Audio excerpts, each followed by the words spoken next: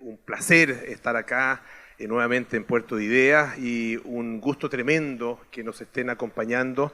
Y uno se imagina, ya voy a presentar a Diego, pero uno se imagina, Diego, que las personas que están acá de alguna manera tienen ya una visión, porque hay otros que también tienen una visión y que están en misa a esta hora, probablemente, acerca de las neuronas de Dios, una neurociencia de la religión, la espiritualidad y la luz al final del túnel. Una de las muchas gracias que tiene nuestro invitado es que es su genialidad para ponerle título a sus obras.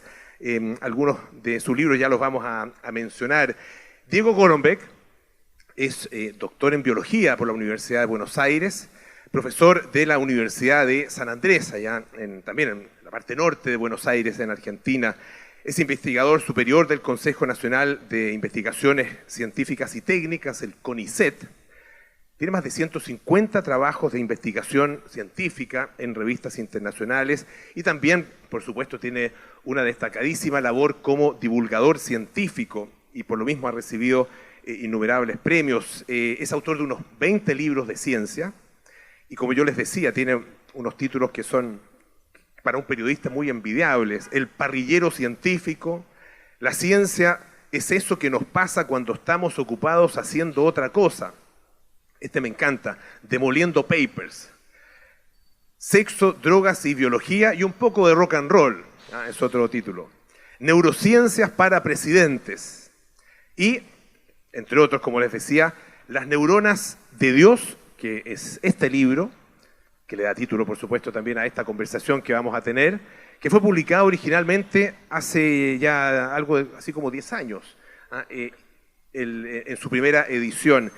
Ha recibido innumerables premios, son varios, así que pero entre ellos el premio CONEC, por ejemplo, que es muy importante, el Premio Nacional de Ciencias a Bernardo Hussein, y también el premio Kalinga de la UNESCO.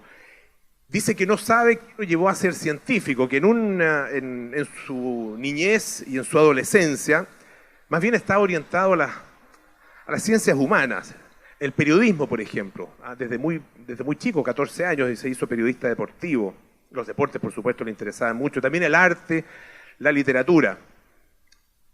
De una manera un poco misteriosa, porfiando sus primeras tendencias, entró a estudiar biología. A lo mejor empujado también por algo genético, porque, claro, su padre es químico, tiene un hermano astrofísico, otro que es médico. Dice que no le iba tan bien en la universidad, pero que en tercer año de repente descubrió el tema del cerebro. Ahí apareció el tema del cerebro. Y empiezan a aparecer otros temas, ¿no es cierto? El tiempo biológico, la fisiología, la función, lo que hacemos acá. Ya no era solamente descripción, o esos intereses que puede tener un niño o un adolescente por dar vuelta una piedra y que aparezcan bichos, ¿no es cierto?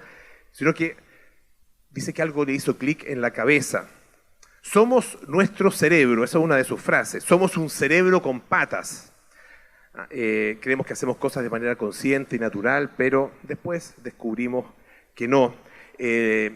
Al principio, en la inauguración de este festival Puerto de Ideas, lo tuvimos hablando, ¿no es cierto?, acerca del tema del sueño. Se echó a perder, usted no sé si estuvieron presentes, pero se echó a perder la presentación misma, ¿no? Pero no importó nada, absolutamente nada. Le pregunté por qué, o sea, cuál es un poco la pregunta difícil que le gustaría contestar a través de la ciencia, y él me habló de la conciencia. Es para él el problema difícil, ¿no es cierto? Y su apuesta es que vamos a encontrar en algún momento una respuesta para entender qué es lo que somos y por qué hacemos lo que hacemos. Hoy día vamos a hablar obviamente acerca de eso, pero desde un punto de vista muy especial, desde el punto de vista de Dios, o con la mirada, como lo hace Messi, ¿no es cierto?, cuando hace goles, con la mirada puesta en lo alto, en Dios. Bienvenido, Diego Golombek. Un gran aplauso, por favor, para nuestro invitado esta mañana. Muchas gracias, Polo. Se escucha, ¿no? Muchas gracias, Polo. Muchas gracias a todos por venir. Como decía Polo, domingo a las 10 de la mañana para hablar de ciencia. Es un lujo. Espero que logremos algo no sé, para citar a un gran científico, a lo Enrique Iglesias, que tengamos una experiencia religiosa en este rato, y vaticino que más o menos de esta columna para allá, dentro de un rato van a empezar a fotosintetizar. Mientras que ustedes, los que están del otro lado, no, así que se los van a comer a ellos, que van a estar haciendo energía. Estaba recordando mientras preparaba esta conversación, cuando era niño, hacíamos turnos para irnos al colegio y había un papá de estos turnos que era especialmente irritante porque nos hacía preguntas en el camino. Entonces nos preguntaba, bueno, ¿de qué teníamos pruebas? Y yo estaba en un colegio que era un colegio de la iglesia, entonces teníamos frecuentemente pruebas de catequesis. ¿Ah? Se llamaba catequesis, religión, cuando éramos más niños. Entonces nos decía, sí, prueba de catequesis. ¿Quién es Dios? Nos preguntaba. ¿Quién es Dios? Y uno se quedaba pensando, no estudié. No sé realmente quién es Dios. ¿Te has hecho esa pregunta alguna vez, Diego? Muchísimo, y es parte del libro. Igual me interesa mucho ese padre que les pedía pruebas camino al colegio religioso. Había una cierta contradicción ahí dentro de ese auto, me parece. Pero sí, por supuesto, todos nos lo preguntamos, ¿no? Sería necio decir que aún los ateos más acérrimos o aquellos que nos dedicamos a la ciencia y buscamos evidencias, no nos preguntamos, ¿sí? No dudamos en algún momento y, a ver, ¿por qué? ¿Por qué tanta gente cree? ¿Por qué esta historia tan hermosa, la historia de la religión, penetra tanto en la sociedad? Por lo tanto, sí, claro que nos lo preguntamos. Lo que pasa es que tenemos que diferenciar qué es una pregunta científica de cuál no la es. Si existe Dios, ¿qué es Dios o lo fuera? No es una pregunta científica, de ninguna manera, y nunca lo va a ser. ¿Sí? Salvo que tengamos alguna evidencia, que dudo mucho que eso vaya a ocurrir. Lo cual no quiere decir que no sea una pregunta para la mayoría de la gente. Lo cual no quiere decir que debamos despreciarla como pregunta, como solemos hacer muchas veces desde la ciencia. No, esos ignorantes que creen en Dios, eso está mal.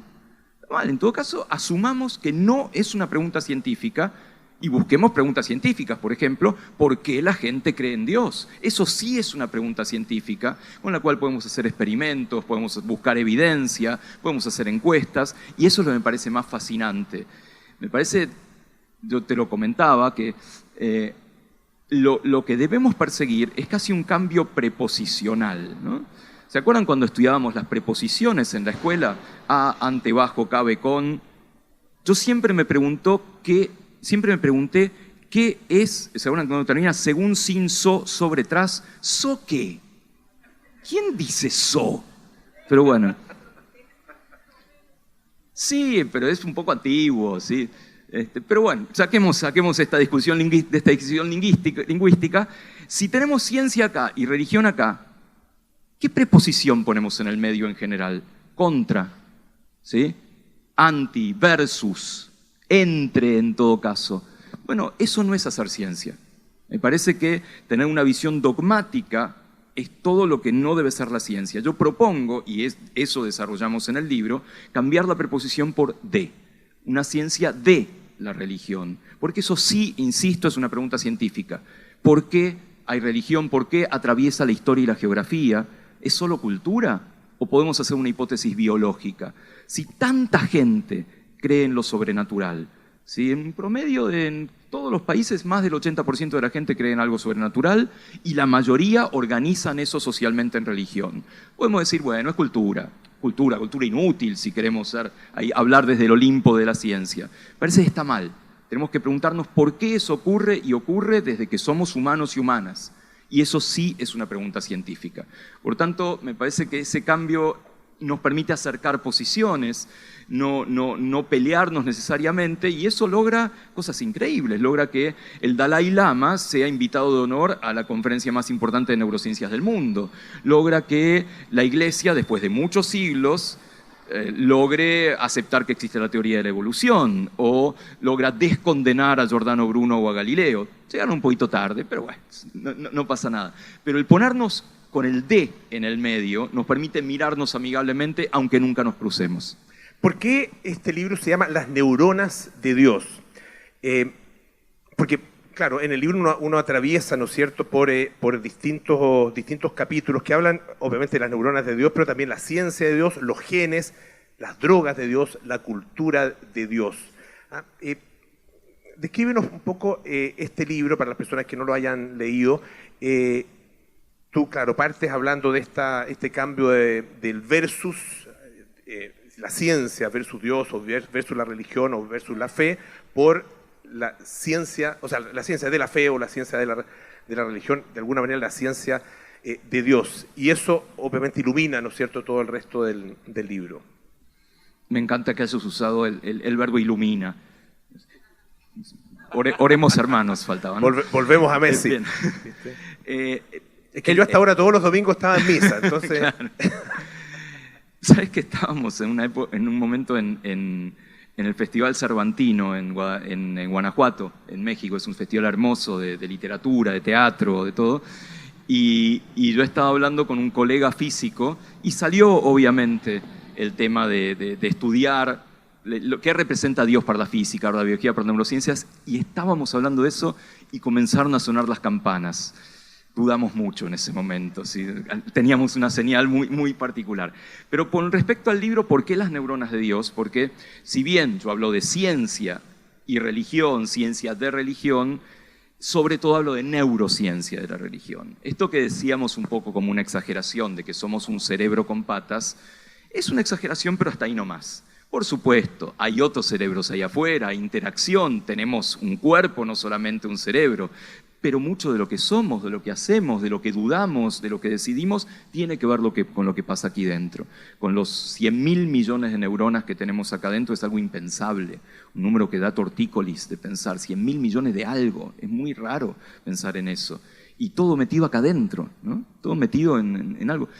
Imaginemos, Polo, un cerebro, es una porquería, es una cosa fea, ¿sí? Es feo, chiquito, arrugado, ¿verdad? No sé, en Chile, en Argentina ya no se consigue más seso en el supermercado, ¿no? Las abuelas no hacen más ravioles o canelones, ¿no? Ya le perdimos el respeto a eso. Sin embargo, eso somos nosotros, eso somos gran parte de nuestra esencia, incluyendo las creencias. Por eso, si bien efectivamente hablamos de farmacología, hablamos de cultura, hablamos de otras ciencias en todo caso, lo principal son las neurociencias, basado en evidencia muy fuerte de que el cerebro tiene que ver con la religión y con las creencias, sobre todo con las creencias. Separemos las dos cosas. Yo hablo por un lado de la creencia en lo sobrenatural, ¿sí? El creer que hay algo más que las fuerzas naturales. Lo podemos llamar Dios, lo podemos llamar Zeus, Thor, lo podemos llamar energía, lo que fuera. Insisto, la mayoría de los humanos y las humanas creen en algo más que la naturaleza, ¿sí? No lo juzguemos, es un hecho que esto ocurre así. Por otro lado, se organiza esa creencia a través de rituales, a través de la sociedad, y lo llamamos religión. Eso es cultura, claramente, por eso varía en la historia y la geografía. Lo que yo propongo es que la creencia en lo sobrenatural es una propensión humana innata, que venimos de fábrica con esa propensión. Y si es así, debiéramos encontrar circuitos del cerebro que tienen que ver con esa propensión casi innatos, más allá de la cultura, y existen. Hay evidencia, alguna circunstancial, alguna más fuerte, alguna menos fuerte, de que hay áreas del cerebro que se activan cuando las personas rezan, que se activan cuando las personas tienen una visión mística, tanto en un sentido normal como patológico. Y te cuento esto y seguimos. ¿Qué es patológico? Cuando un pedacito de cerebro enloquece y no tiene control. Eso tiene nombre, se llama epilepsia. Epilepsia tiene la raíz griega de la palabra sorpresa. ¿Por qué? Porque te sorprende un Dios, se te mete adentro y toma control de tu cuerpo. Entonces empiezas a mover los brazos, te desmayas, etc. Hay muchos casos de epilepsia, ciertos casos de epilepsia, cuyo síntoma es tener una visión mística. El síntoma es ver un ángel, o sentir una presencia superior, o alguien que te habla. Algunos históricamente son muy famosos. Juana de Arco, por ejemplo, la monja Hildegarde, el indio Juan Diego en México. San Pablo, Saúl de Tarsos, en el camino a Damasco, que se encuentra con Cristo ya fallecido. Si uno lee la descripción de lo que le pasa a San Pablo, es un ataque epiléptico. Y eso no es despectivo, simplemente estoy describiendo un fenómeno. Los fenómenos de Juana de Arco son crisis de ausencia. Los que cuentan la historia de Juana dicen, se iba, desaparecía del mundo y después volvía diciendo, me habló el arcángel Gabriel. Hoy diríamos, eso es una epilepsia llamada crisis de ausencia. ¿Por qué? Porque hay ciertas áreas del cerebro que cuando se activan pasa eso. Y el experimento contrario. Eso pasa naturalmente. Ahora, ¿qué pasa si yo agarro el cerebro de Polo y estimulo esas mismas áreas, hay probabilidad, no pasa en todo el mundo, de que él diga sentí algo más, sentí una presencia, sentí algo que iba más allá de lo real. Y eso es una prueba muy fuerte de que venimos de fábrica con esta propensión a creer en lo sobrenatural. Y si es así, eso debe haber tenido algún significado adaptativo. En evolución nada tiene sentido si no es adaptativo. Y claro que sí. Aquella población humana que tenía una muy fuerte creencia en lo sobrenatural, seguramente tuvo una cohesión mayor y cuando se enfrentó a la tribu de enfrente, que eran los hippies, y ganó. O iban con su estandarte, iban con su Dios. O bien, aquel individuo o aquella individua que estaba, imagínense, en la selva, ¿sí? Una selva primitiva, y hay mucho ruido, una tormenta con rayos y se caen los árboles, tiene dos posibilidades. Una es decir, esta es una señal divina, salgo corriendo y me protejo de los dioses. La otra es una tormenta, ya va a pasar. A la segunda persona, al rato se le cayó un árbol encima, o un rayo, o lo pisó un mamut, y no lo contó. La persona que se protegió y creyó en la señal divina, seguramente se reprodujo. Selección natural clásica. Y así fue quedando esta creencia en lo sobrenatural. Es una hipótesis, por supuesto, pero parece que tiene bastante asidero, o al menos es un buen punto para discutir entre ambos supuestos bandos, porque nos acerca mucho el poder decir, sí, hay una forma de entender científicamente lo que sucede con la gente creyente o la gente religiosa. Vamos a ir entrando en cada una de estas manifestaciones, vamos entrando de a poco. Antes de eso, tal como traemos de alguna manera registrado esta especie de, podríamos llamarlo instinto de la fe, instinto religioso, no sé cómo denominarlo exactamente, para hacer un parangón, Diego, ¿qué otros instintos tenemos ya incorporados? ¿Con qué venimos puestos? Steven Pinker habla de la tabla rasa, ¿no es cierto?, the blank slate, y claro, niega eso, ¿no?, por supuesto, y nos indica que venimos con mucho puesto ya, desde el momento en que nacemos, y que vamos obviamente adoptando otra serie de costumbres y que se va manifestando de distinta manera y que también tienen incidencia neurológica, podríamos decir, o manifestación neurológica. Pero ¿qué traemos? ¿Con qué carga ese niño, esa niña que acaba de nacer? Es posiblemente la gran pregunta de la biología la que estás haciendo, que es ¿qué es lo que somos? ¿No? Parte de lo que somos es lo que traemos de fábrica, lo que heredamos de papá y mamá, los genes, lo hereditario. Y eso tiene límites, somos así, no hay mucho que podamos hacer con eso. Nuestro instinto, el primer instinto de todos es el de supervivencia. ¿Sí? Por ser animales humanos, nuestro primer instinto es salvarnos. Después viene salvar a los más cercanos, ¿sí?, a quienes tengamos consanguinidad. Después, en todo caso, salvar a nuestros vecinos, a los que tenemos cerca, y después, eventualmente, salvar a la especie. Eso es un instinto. Y es muy difícil ir por encima de eso. En general es patológico ir por encima del instinto de supervivencia. Matar o el suicidio o lo que fuera no lo considera algo fisiológico. Tenemos todos los instintos que tienen que ver con el metabolismo. Obviamente, el cuerpo hace lo que quiere. Fíjate qué fascinante. Si uno preguntara, a ver, ¿cuáles son las funciones más importantes del cuerpo humano? Y le pregunto acá al público, si ustedes tuvieran que decir, lo más importante del cuerpo es esto, esto y esto, ¿qué es? Lo más importante que tenemos como cuerpo. La energía, o sea, comer, básicamente, conseguir energía, respirar, efectivamente, que lata el corazón, que las glándulas secreten hormonas, es todo inconsciente. ¿Se han dado cuenta de que no tenemos ningún control sobre lo más importante del cuerpo? Es como si la evolución no hubiera confiado en nosotros. La evolución hubiera dicho, estos tarados se van a olvidar de respirar, lo saco de la conciencia, lo pongo en instinto. El instinto es aquello más importante sobre el cual no tenemos control. Entonces, entre esos, yo pondría el instinto a creer en lo sobrenatural. Porque de alguna manera no tenemos control, si es cierta esta hipótesis de que venimos de fábrica, sí. Tal vez la hipótesis no sea, ojo, en la mayoría de los casos, lo que uno trae de fábrica es la propensión a algo. Es muy raro que uno sea determinista de fábrica. Yo, por ejemplo, hay formas de hacer el genoma, ¿sí? Y hoy es muy barato.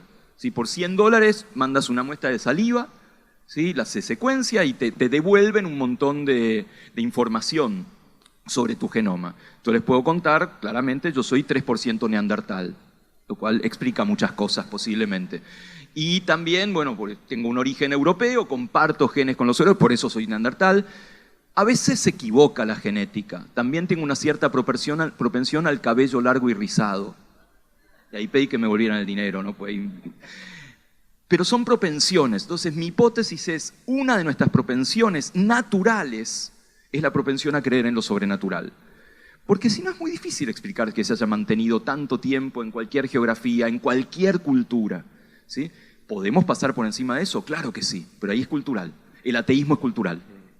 Tu hombre de las cavernas, sí, que sale, ¿no es cierto?, de su caverna y se encuentra con la tormenta, y dice, Dios ha enviado esto, me vuelvo a la caverna. Y el otro que dice, esto va a pasar, sale y muere. Pero a lo mejor su padre también salió y murió y él dice, no, después de lo que le pasó a mi padre, no, a mí no me la hacen, así que me vuelvo a la caverna. De alguna manera, desde el inicio no surgen dos instintos que pueden contradecirse, volviendo un poco al inicio, al tema del versus, ¿no es cierto?, o el contra. No, para nada. ¿No? ¿O me salva Dios o me salva mi instinto científico? El segundo no es un instinto científico, yo diría es un instinto cultural. ¿Ya? ¿Sí? Pero ya que estamos, ¿sí? Ya que estamos, también puede ser una señal divina, aunque a mi padre lo haya pisado un árbol o un mamut, ¿sí? Y son perfectamente compatibles. Por eso te digo que la hipótesis, y es una hipótesis, es la creencia en lo sobrenatural es biológica. La organización social, la religión, es cultural. Y es así, se aprende, se transmite de padres a hijos, varía a lo largo de la historia, varía en distintas culturas, ¿sí? Por eso es absolutamente compatible en este caso las dos cosas. La hipótesis más fuerte, y es la que me gustaría poder poner a prueba, y no es muy fácil, aunque hay algunos experimentos que lo intentan, es esto de que la propensión a creer en lo sobrenatural es biológica, es genética, está en nuestro cerebro, etc. Es fuerte como hipótesis y es difícil ponerla a prueba, porque ¿cómo separás lo biológico de lo cultural? A ver, la forma más sencilla de hacerlo es estudiar clones. O sea, individuos absolutamente iguales en términos genéticos, pero culturalmente separados. Existen esos clones, se llaman gemelos, ¿no? Y existen gemelos que han sido separados muy temprano en la crianza, a veces al nacer, a veces no. A veces a estos gemelos, a estos hermanos, hermanas, los llevan a congresos de genética para contar un poco su historia, y a veces no se han visto nunca antes y se encuentran en el congreso, y obviamente la anécdota es que se reconocen de inmediato. ¿Sí? ¿Sí? Eso es de Lelutier, debo decir, no es mío, ¿sí? Y en estos casos, en los cuales uno puede estudiar gemelos separados muy temprano al nacer, el porcentaje de lo que se llama heredabilidad, o sea, el porcentaje de que vayan a ser creyentes y religiosos, es mayor que el azar, independientemente de en qué circunstancias han sido criados, en un hogar más religioso o menos religioso. Con lo cual hay un porcentaje de heredabilidad de creer a través de estos experimentos u observaciones con gemelos. Es la forma más fuerte que tenemos, porque manipulación genética no podemos hacer, en este caso, aunque quisiéramos, tenemos nuestros métodos, ¿sí? Pero no se hace de esa manera, y obviamente esto no permite modelos animales, ¿sí? No sabemos en qué Dios creen las vacas, el Dios Mu. Cuando las sociedades desde hace muchísimo tiempo, ¿no es cierto?, desde las sociedades ya, o los primeros grupos humanos, sociedades más tradicionales, todas han inventado historias, han creado historias. De alguna manera Dios como historia. Sí. Y estas historias están, aunque no se refieran a Dios, nos han acompañado y probablemente han sido también una parte importante, o juegan un rol muy importante en nuestro desarrollo evolutivo, ¿no es cierto? Historias verdaderas como anécdotas o como chisme, ¿no es cierto? O imaginarias, ¿no? Cuentos, etc. Y claro, las religiones tienen un componente que es fundamental, que es el relato de alguna historia. ¿Qué papel juega esa creación? ¿Es una manifestación más de esto que ya traemos incorporado? ¿Por qué se manifiesta de esa manera a través de estos relatos que están presentes en todas las religiones, desde las primeras religiones hasta las grandes religiones monoteístas. Por un lado, somos bichos contadores de historias, más allá de lo religioso. ¿Sí? Es parte de ser humano contarse historias, acompañarse, contar lo enorme que era el pescado que justo se te escapó. ¿Sí? Eso claramente viene de la historia misma. Eso somos bichos contadores de historias y eso creo que ha sido un aliciente de nuestro crecimiento cultural, científico y tecnológico extraordinario. Si hubiéramos sido menos gregarios y más individuales y menos contadores de historias, no estaríamos donde estamos. Y debo decir, ¿por qué digo esto? Porque creo que estamos muy bien. ¿Sí? Esto es importante decirlo en un ámbito como Puerto de Ideas. Estamos muy bien. ¿Sí? La gente no se muere de infecciones como antes. La gente come más que antes y come mejor que antes. Si bien hay guerras, hay muchas menos que antes. ¿Sí? Y en eso, en algunas de estas cosas, la ciencia tiene mucho que ver. Así que eso, cada tanto tenemos que recordárnoslo. Pero con respecto a las religiones en particular, no, ahí creo que es enteramente del campo popular, del campo cultural el contarse historias. Muchas veces esas historias deben tener una base científica. A ver, ¿por qué en la religión judía o en la religión musulmana no se come cerdo? Estoy inventando, pero no me cabe duda de que hubo una epidemia de triquinosis alguna vez, entonces los grandes sacerdotes dijeron, basta, se acabó, no comen más cerdo y se acabó. Y para muchas de estas historias debe haber algunas bases claramente científicas, ¿sí? Porque la ciencia en su momento era eso. A ver, y voy a hacer una pregunta que puede ser complicada. ¿Cuántos de ustedes han leído Asterix en general? Vamos, Franco. Bastante bien, porque esto lo pregunto en mis clases y nadie levanta la mano y así está Argentina. ¿Sí? Un personaje de Asterix es Panoramix, ¿verdad? El druida de la aldea. ¿Y cuál es la tarea del druida? Ser científico. Abrir un carnero, sacar el hígado y ver si el hígado está grande, está pequeño, está negro, está amarillo. Y eso es hacer ciencia de alguna manera y aconsejarle al jefe, bueno, ahora anda a invadir a los de enfrente, casate, quedante en casa o lo que fuera. ¿Sí? Y eso genera historias permanentemente. Las historias de la guerra, la Ilíada y la Odisea son historias de aventuras, por supuesto alegóricas, en la cual los dioses tienen mucho que ver, pero son historias de aventuras que algo tienen en el fondo y a veces tienen mucha ciencia en el fondo, pero no creo que eso sea algo biológico. Yo creo que es afortunadamente cultural. Y las historias llevan a una organización, a una estructura que finalmente es una estructura de control, de regulación, de reglamentación, de dominio, ¿no es cierto? Finalmente una estructura de poder. ¿Qué mecanismos están jugando en esa creación que es cultural, ¿no es cierto? Pero ¿qué mecanismos biológicos tenemos ahí incorporados también? Y porque uno puede llegar a exagerar incluso la nota y decir, tendemos a creer en algún momento en líderes carismáticos que nos pueden llevar incluso a convencernos de que todos nosotros tenemos que suicidarnos por alguna razón. Lo que estás preguntando, Polo, tiene que ver con algo que se llama principio de autoridad. ¿Por qué creemos en algo, en alguien que nos dice algo? A veces lo creemos por una cuestión de jerarquía. ¿Sí? Esto es verdad porque lo dice tu maestra, o lo dice el general, o lo dice el papa, o lo que fuera, o lo dicen tus padres. ¿Sí? En principio eso puede tener algo instintivo, porque si tu mamá te dice no pongas los dedos en el enchufe, no lo tenés que hacer. Y si tu papá te dice no cruces el semáforo porque está en rojo, y esa autoridad, lo dice mi papá, no lo voy a hacer. Pues si lo haces, obviamente las consecuencias son catastróficas. Con el tiempo, eso tiene que ir cambiando. Y el mejor ejemplo de esto es la ciencia. La ciencia, en teoría, y debo decir que es en teoría, no reconoce el principio de autoridad. En ciencia algo no es verdad porque lo dice un premio Nobel. Algo es verdad porque se demuestra de cierta manera. Y después puede venir otro que dice, y te equivocaste, y te demuestra que tenías un error, y uno tiene que aceptarlo y cambiar la forma de interpretar esos datos o hacer el experimento. Las religiones mantienen el principio de autoridad más allá del instinto básico que yo te decía de los padres, porque son instituciones jerárquicas, por eso son culturales. ¿Sí? Por eso nosotros podemos ir a confesarnos y hacerle caso a lo que te dice el sacerdote, porque es principio de autoridad. El sacerdote es mi autoridad moral en este caso y le creo en función de qué es el sacerdote, no de lo que me diga. Tal vez esté totalmente equivocado, pero le creo. Eso es puramente cultural. ¿Sí? Ahí no tenemos nada de biológico. No digo que sea no es maravilloso de ninguna manera, no digo que sea tan malo, ¿sí? Porque claramente las instituciones religiosas también han cumplido un rol organizacional. Y las organizaciones requieren de estas jerarquías, requieren de que alguien organice, ¿sí? A ver, la jerarquía más ordenada y más conocida es la jerarquía militar. Es la más ordenada de todas y uno no discute órdenes. Porque en una guerra, si vos discutís órdenes, te pasan por arriba.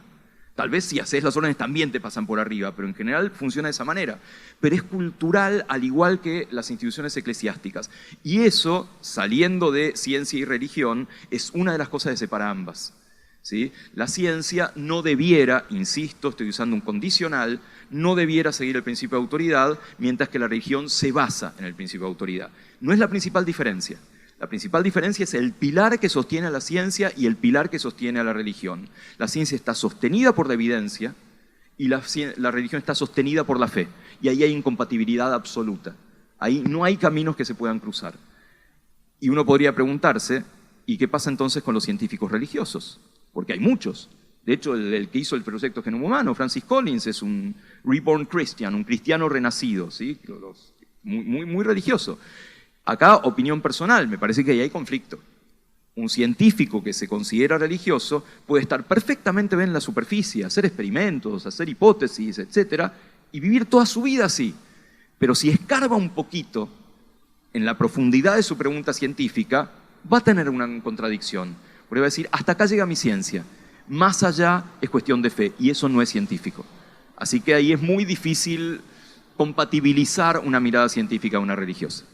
Lo dice varias veces en el libro, está demostrado que creer en Dios hace bien. Sí. A ver si podemos profundizar un poco en eso. ¿Vives más, vives mejor si crees en Dios? Sí, a ver, esto tiene mucho que ver con algo fisiológico.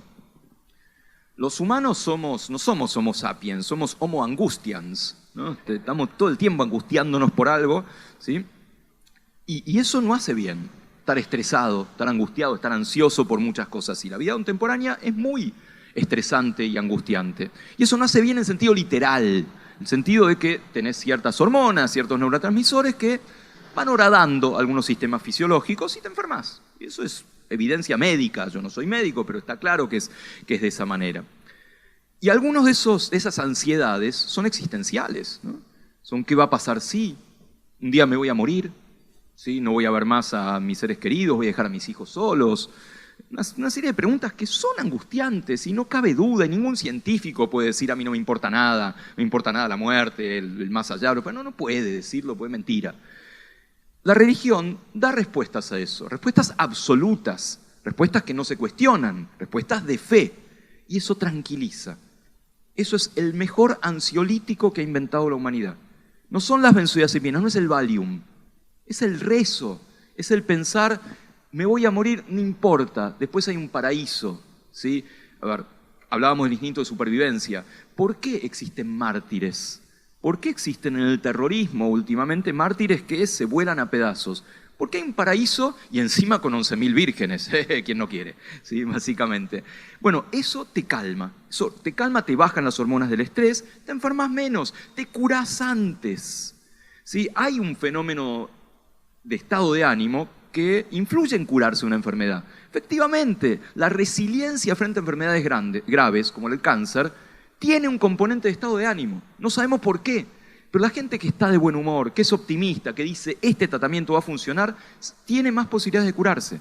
Si hace el tratamiento, por supuesto, ¿sí? Si por el contrario una persona es optimista y dice voy a ir al curandero o voy a rezar, no se va a curar. Se va a morir antes que la persona esté tratada alopáticamente, eso no cabe duda. Pero dos personas o dos grupos de personas tratados de la misma manera, uno de los cuales es optimista, es creyente y piensa que algún Dios lo va a ayudar, hay más posibilidades que se cure y de que viva más.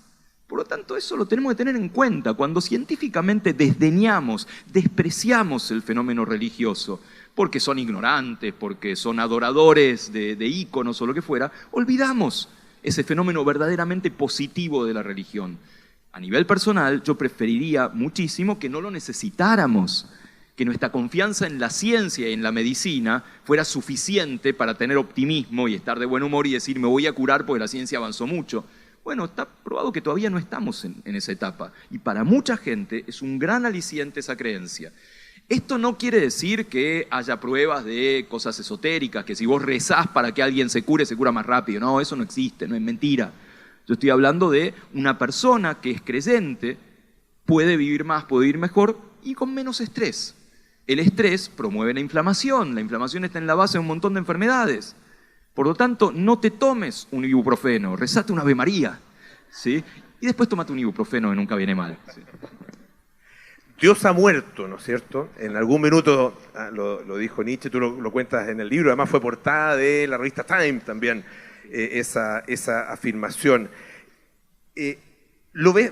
¿Ha muerto realmente? Porque estamos hablando de una época, ¿no es cierto?, de una sociedad que se supone que es ultra secular, pero vemos manifestaciones religiosas, vemos manifestaciones espirituales por todas partes, y crecientes, y en alguna medida también algunos de los conflictos bélicos que estamos observando tienen que ver en buena medida con eso. No, de ninguna manera ha muerto la idea de Dios. Igual me fascina, más allá de esta frase de Nietzsche, del filósofo de Dios ha muerto, otra que es extraordinaria, que dice en un momento, solo podría creer en un Dios que supiera bailar. Parece hermosísima la frase y lo que está diciendo detrás de eso es muy, muy hermoso realmente. De ninguna manera ha muerto la idea de Dios, y de nuevo, para eso tenemos la prepotencia de los números. La enormísima mayoría de la población cree en algo, lo llama Dios, o lo llama energía, o lo llama Homo Cerecante, pero cree en algo sobrenatural. Por lo tanto, no, de ninguna manera ha muerto, está tan vivo como siempre, y acá me parece que eso nos tiene que generar preguntas. No, como científicos no podemos estar cómodos diciendo es así y siempre va a ser así. Tenemos que preguntarnos por qué es así, sin ir en contra, sin decir esto vamos a pasar por encima de esos creyentes ignorantes, pero entenderlo justamente. Y eso nos puede ayudar, y acá más que ciencias biológicas o naturales, son ciencias sociales, obviamente, a entender por qué esa idea es tan poderosa que a veces genera violencia, que a veces genera cruzadas, ¿sí? Seguimos teniendo cruzadas en Medio Oriente, sin ir más lejos, ¿sí? Con lo cual es importantísimo entender este fenómeno de Dios aún hoy, con este porcentaje tan importante de gente que sigue siendo creyente. No desdeñándolo, no despreciándolo, sino entendiéndolo, que es el primer paso para obrar en consecuencia. Claro, el problema para eso es que esta disputa es muy ideológica hoy día, incluso política en algún sentido. Está recordando algo que me parece que lo dijo Richard Dawkins, no conozco a nadie inteligente que crea en Dios. Si no lo dijo de esa manera, creo que sí lo dijo, si no lo dijo así, lo piensa así, sin duda. Ahí, claro, está la máxima expresión, ¿no es cierto?, de este desdén hacia el fenómeno religioso.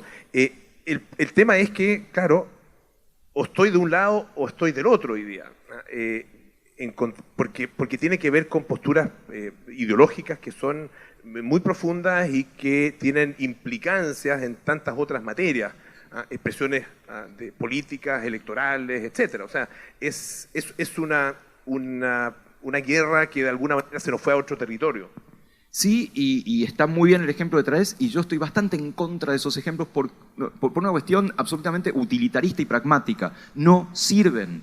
Dawkins no convenció a nadie de pasar de ser religioso a ser ateo. A nadie, estoy seguro de que es así. Tenés otras posiciones, las posiciones de otros próceres, de Carl Sagan, de Asimov. Asimov en un momento dice, claro, la lucha es muy desigual. La religión te ofrece certezas, te ofrece respuestas. ¿Qué ofrecemos nosotros? Dudas, preguntas, incertezas, incertidumbre. ¿Es una lucha desigual? Claro que sí, yo prefiero quedarme con las certezas. O bien lo que dice Sagan, lo que dice Richard Feynman.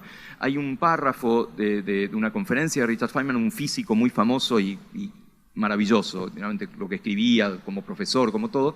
Él dice, tengo un amigo que me dice, mira esa flor, que es lo más hermoso de la creación divina y es perfecta. Y el tipo le dice, sí, la miro y me parece perfecta, pero cuando vos ves la flor, yo veo otra belleza. Veo la belleza de la matemática, la belleza de la botánica, la belleza de la fotosíntesis. Eso me parece que son mejores argumentos.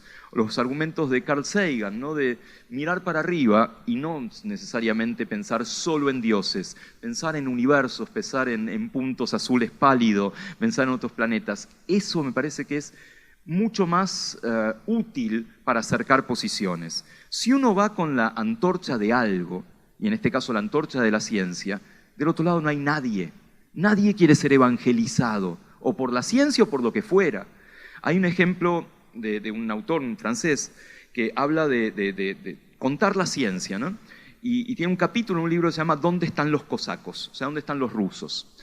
Y lo que él dice es que la estrategia de Napoleón para conquistar Rusia fue crear el mayor ejército que nunca hubiera aparecido, el ejército más grande de la historia, porque él sabía que tenía que conquistar a los rusos muy rápido, porque si no se venía el invierno y se morían todos. Hizo eso, cruzó las fronteras, Napoleón, ¿sí? Contra el consejo de algunos de sus generales, con muchísima gente.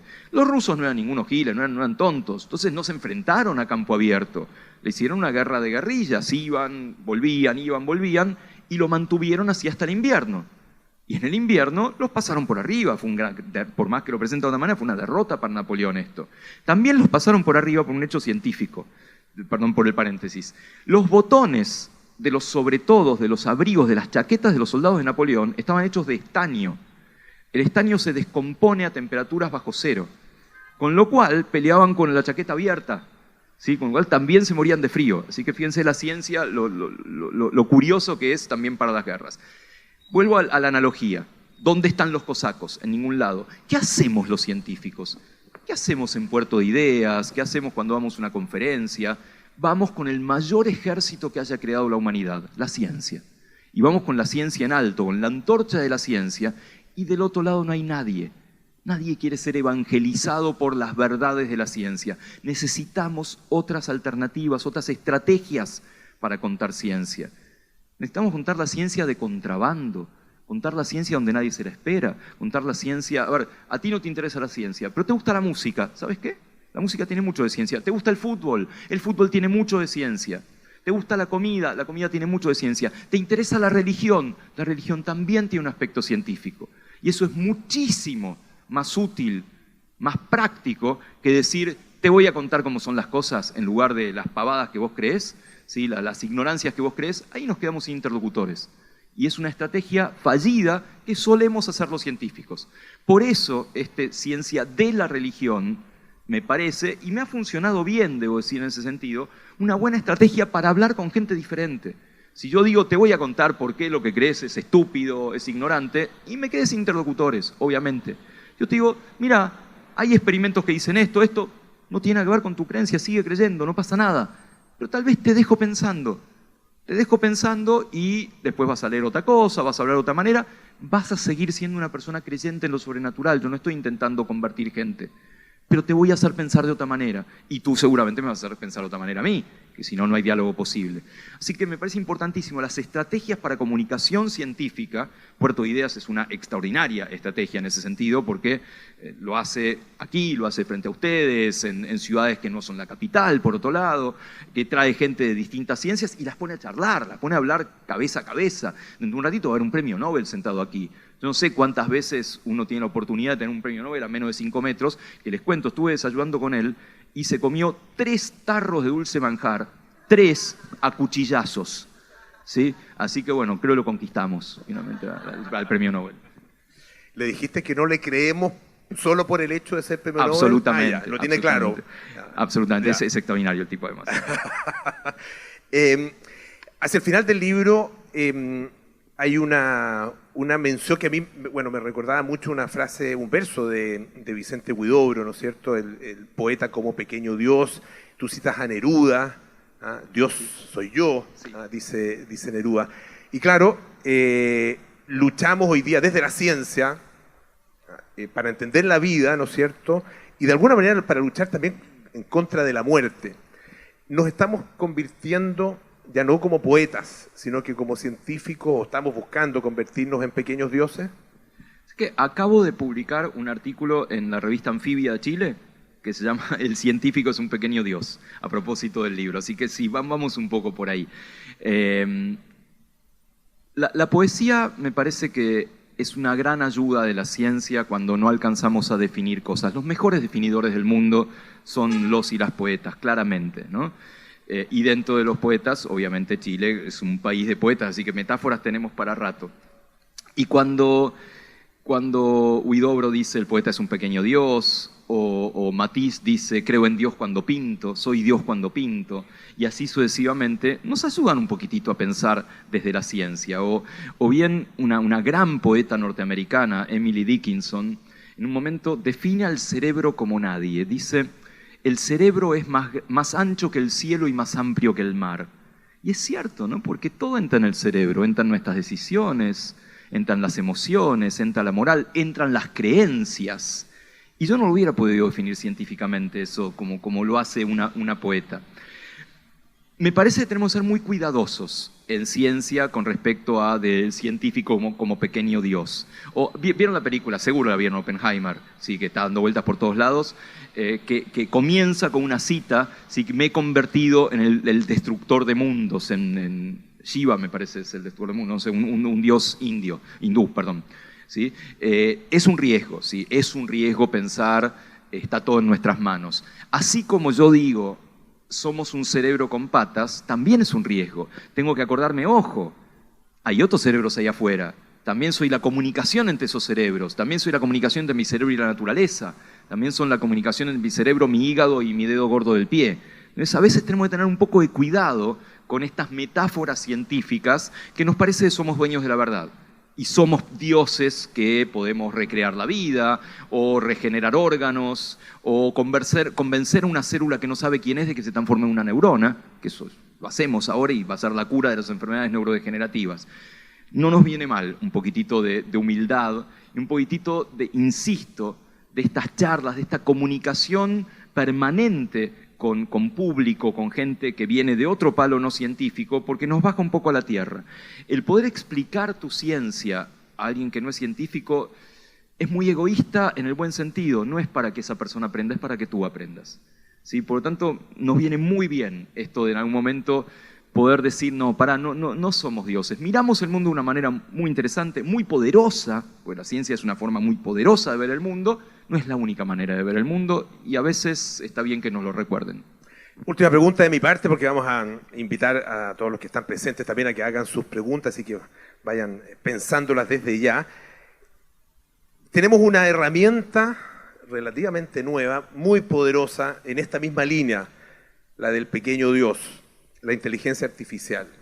Quería conocer tu reflexión al respecto, obviamente en esta mirada, ¿no es cierto? Yo sigo siendo positivista pese a las pruebas, ¿eh? Con lo cual los avances me parecen fascinantes. Entiendo poco de inteligencia artificial, pero me parecen más fascinantes los errores de la inteligencia artificial que dejan ver los rasgos humanos que tiene, ¿no? Cuando le pides a ChatGPT que haga algo y lo hace mal, hace un error. Me parece fascinante eso, porque tiene algo de humano finalmente, porque está alimentada por procesos humanos, por más que después vaya automáticamente a bases de datos, a Big Data y lo que fuera. También tiene sesgos, tiene prejuicios, ¿sí? La policía de Los Ángeles trató de usar inteligencia artificial para evaluar la probabilidad de reincidencia de personas que caían presas por delitos menores, ¿sí? Y los prejuicios que había ahí eran enormes. Las personas negras tenían una mucha mayor probabilidad de reincidencia según el programa que supuestamente es objetivo, ¿no? Objetividad. Todavía no la tenemos. Estamos en camino. Y me parece que es fascinante estar en camino. Obviamente también tiene consecuencias enormes en la medicina, en la educación, consecuencias en las ciencias, ni que hablar, para poder manejar rápidamente grandes bases de datos y hacerle aprender a un sistema para que los evalúe por sí mismo. Estamos todavía en pañales con la inteligencia artificial y me parece fascinante. No le tengo miedo en absoluto, no creo en un futuro distópico a propósito de la inteligencia artificial. Sí creo que tenemos que tener mucho cuidado y recordar que en el fondo, en algún lado, hay un humano que está programando esa inteligencia artificial, posiblemente en un garage, posiblemente gordo, posiblemente con anteojos, posiblemente un montón de hamburguesas al costado, y que está programando, dominar el mundo, ¿sí? En el fondo hay un humano y una humana ahí programando. Es cierto, Machine Learning se va distanciando cada vez más del humano, pero allá lejos sigue estando el humano todavía. Señoras y señores, Diego Golombek con ustedes. Muchas gracias. Gracias, Muchas Pablo. gracias.